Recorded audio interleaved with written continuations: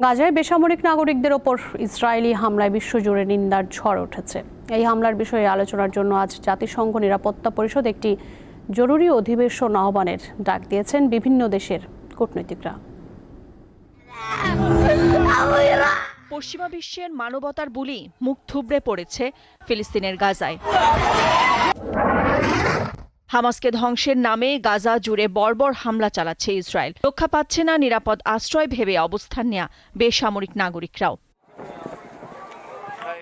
রবিবার রাতে রাফায় নিরাপদ অঞ্চল হিসেবে ঘোষিত একটি শরণার্থী শিবিরে বিমান হামলা চালায় ইসরায়েলি বাহিনী। এতে কমপক্ষে ৪৫ জন নিহত হয়েছে। আহতের সংখ্যা প্রায় ২৫০। সবাই পুড়ে মারা গেছেন। কে কার স্বজন বোঝার উপায় নেই। আমরা সারা রাত ঘুমাতে পারিনি। সেনারা বলেছিল স্থানটি নিরাপদ, আর এখন কি হলো?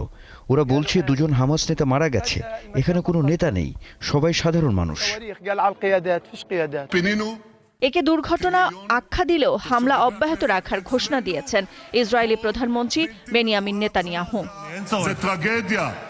জাতিসংঘের আহ্বান, আন্তর্জাতিক অপরাধ আদালতের রায় সবকিছুকে বৃদ্ধাঙ্গুলি দেখিয়ে হামলা অব্যাহত রেখেছে ইসরায়েল। সোমবার রাতেও তাল আস সুলতান, সৌদি, আল জারুব সহ বিভিন্ন আশ্রয় শিবিরে বর্বর হামলা চালিয়েছে সেনারা। জাতিসংঘ জানিয়েছে, গেল ২০ দিনে নিরাপদ আশ্রয়ের খোঁজে ১০ লাখ বেসামরিক নাগরিক গাজার বিভিন্ন শহর ছেড়েছেন।